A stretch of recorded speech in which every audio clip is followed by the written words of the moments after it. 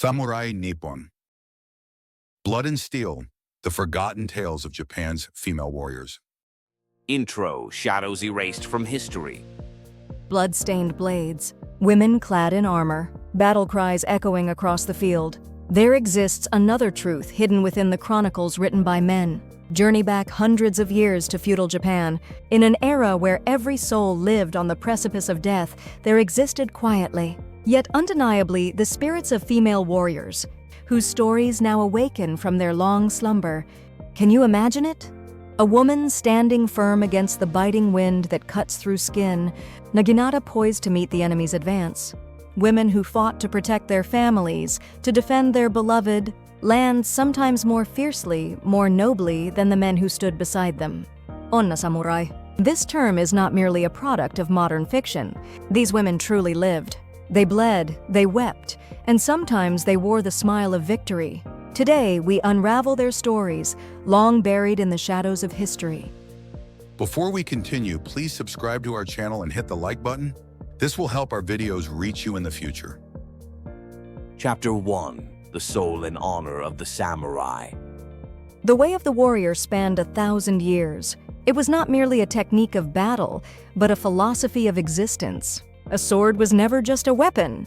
For the samurai, it was their very soul, a mirror reflecting their way of life. From childhood, they lived with death as a constant companion. In a world where tomorrow's breath was never promised, they pledged their lives to honor and loyalty. The scent of damp earth, the creak of armor, the cold touch of steel, this was the samurai's daily reality. They considered dying in battle an honor, fearing nothing more than bringing shame to their family name. The way of the samurai is found in death in this world epitomized by such a creed. How did women carve out their existence? The time has come to shine light on their forgotten stories. Chapter 2. Strength hidden behind paper doors. The 3 obediences as a child: obey your father as a wife, obey your husband as a widow, obey your son. This was the outward appearance of a woman's life. Yet behind the sliding paper doors lay another world entirely. In times of war, as men departed for distant battlefields and seasons changed without their return, the women left behind were far more than mere housekeepers.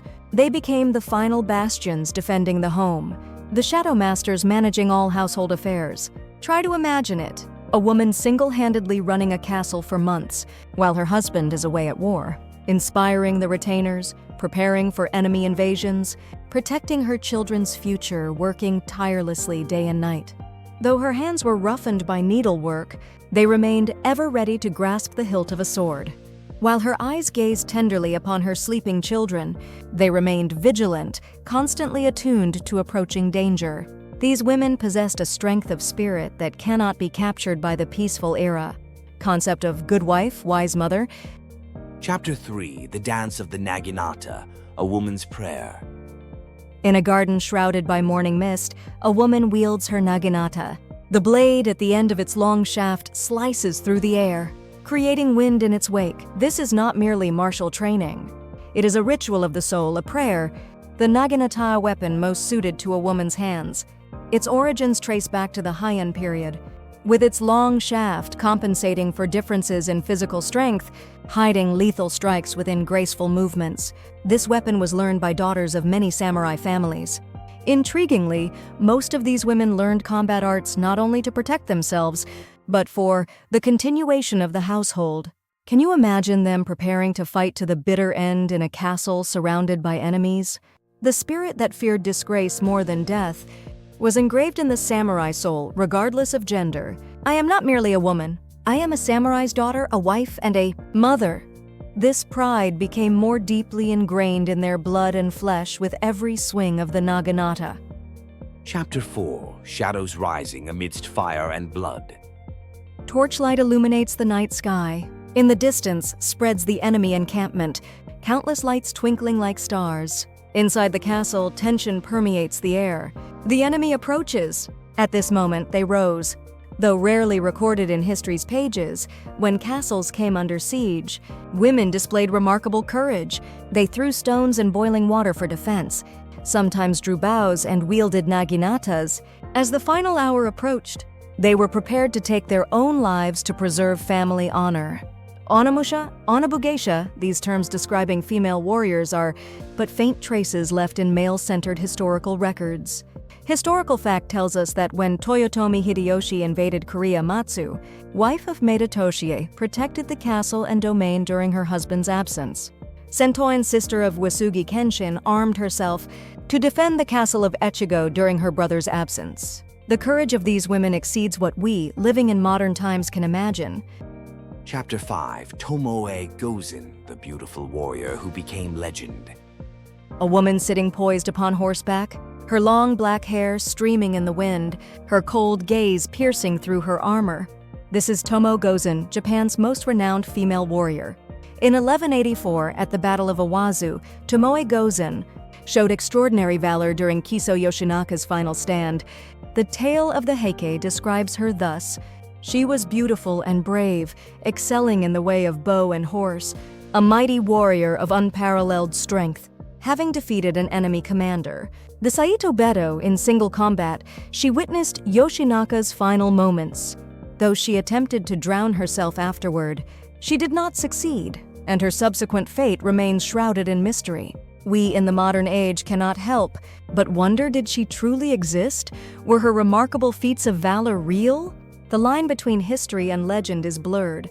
But one thing remains certain: the story of Tomoe Gozen continues to stir our hearts more than 800 years later.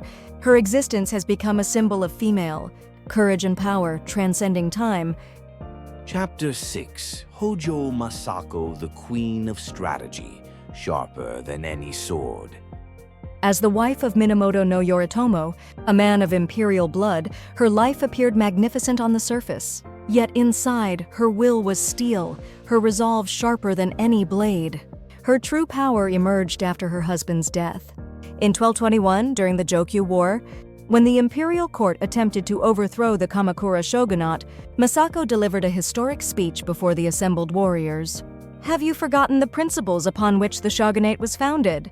Now is the time to rise up and fight against the imperial forces. Despite her advanced age of 69, she appeared in armor to inspire the warriors, a sight that reportedly moved the hearts of all who beheld her. Though she never wielded a sword in battle, Masako's political acumen saved the shogunate and built the foundation of the Hōjō clan. Known as the Nun Shogun, her influence surpassed that of many male military commanders. Even beyond the battlefield, women shaped Japan's history. Masako's story teaches us that power does not necessarily spring from the edge of a blade. Chapter 7. Tachibana Ginchiyo, a flower blooming amidst the flames of war.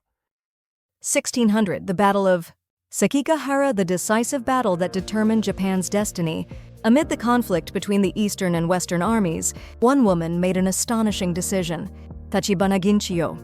While her husband Muneshige allied with the Eastern Army, she chose to raise the Western Army's banner and defend Yanagawa Castle.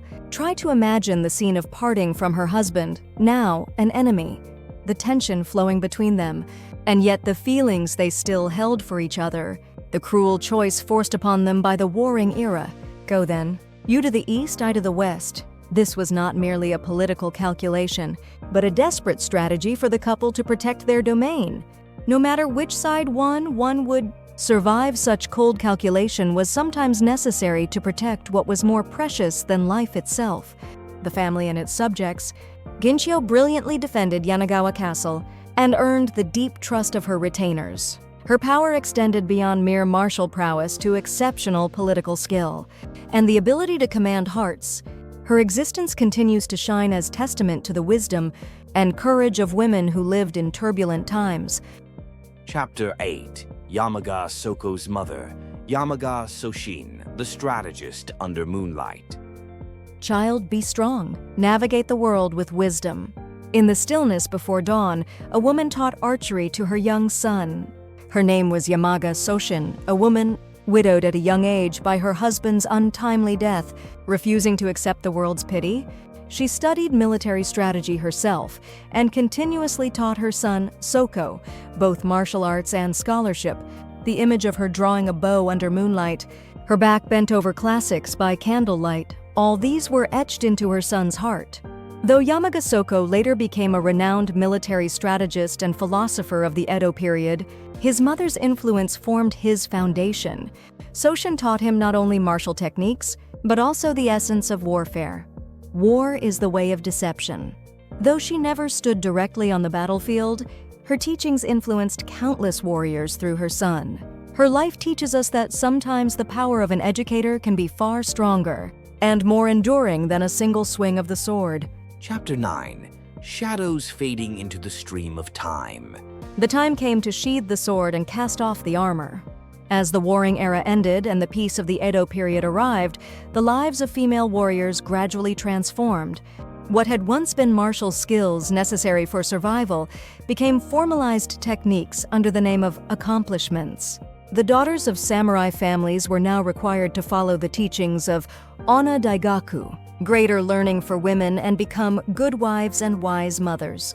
In the shadow of Edo's prosperity and peace, the memory of women who had once raced across battlefields faded. Ukiyo-e artists painted beautiful female warriors in their imaginations. On kabuki stages, idealized female warriors captivated audiences. These figures gradually transformed from flesh and blood humans into symbols of longing.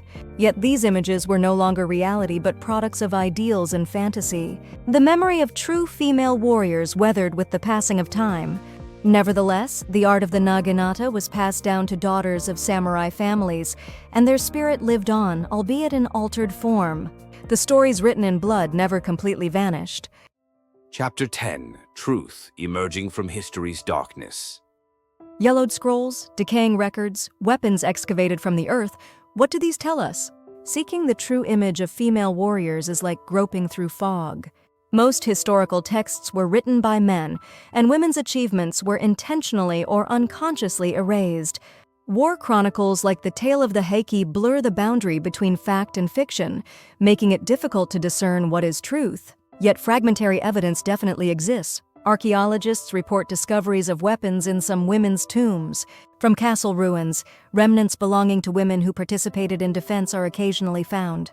In the margins of ancient documents, the names of women who took part in battles are faintly recorded. This evidence indicates that female warriors were not mere legends but truly existed. Though their numbers and roles varied by era, and they were likely never the majority, they undoubtedly lived within history. We now seek to recover these lost memories, to listen to their voiceless voices, to retell forgotten stories once more.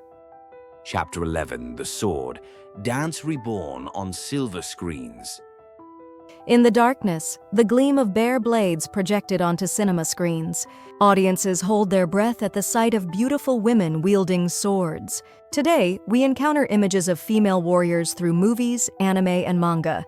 They are often portrayed as possessing both exceptional beauty and strength, sometimes surpassing male warriors.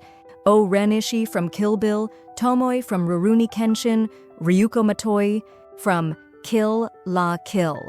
These characters capture the hearts of many as symbols of female power and potential. Yet these portrayals are more often reflections of contemporary values rather than historical facts. Perhaps we are projecting modern desires onto women of the past. Nevertheless, such creative works undeniably provide many people with an opportunity to consider women's roles in Japanese history. Movies and stories sometimes speak to people's hearts more powerfully than historical texts. The women on our screens may be a modern homage to the female warriors who once truly existed. Chapter 12. Blood Memory. The Inheritance of Souls Across Time. Listen to the sound of the wind. Hear their voices echoing from beyond the flow of time. The stories of female warriors are not mere historical episodes. They are spiritual legacies that continue to live in our hearts today. These women were not necessarily forerunners of modern feminism. Rather, they were women who did their best within their given environments in samurai society, which valued family and honor above all. When they grasped their swords, they fought not for their own rights, but for the people they needed to protect. Still, their existence tells of the complexity of Japanese history that cannot be understood through the simple framework of a male-dominated society. Even within strict constraints, women sometimes wielded great influence and changed the course of history. What meaning do the stories of Tomoe Gozen, Hojo Masako, and Tachibana Ginchiyo hold for us living in the modern age? Perhaps it is the courage to never give up and to follow one's own path even in the face of adversity. What they confronted was not only enemy soldiers, but also the constraints of their era. Their memory still flows in our blood. Though the hands that held swords have faded, their spirits live on, passed down without vanishing. At the end of battle, Moonlight illuminates an ancient castle ruin. How much blood was spilled here? How many tears were shed? Today we have traced the footsteps of female warriors rarely spoken of in Japanese history. Their stories, where legend and fact intertwine, were sometimes hazy, sometimes vivid. It may be impossible to fully recreate their image. We may never again see their true forms, dissolved in the mists of time.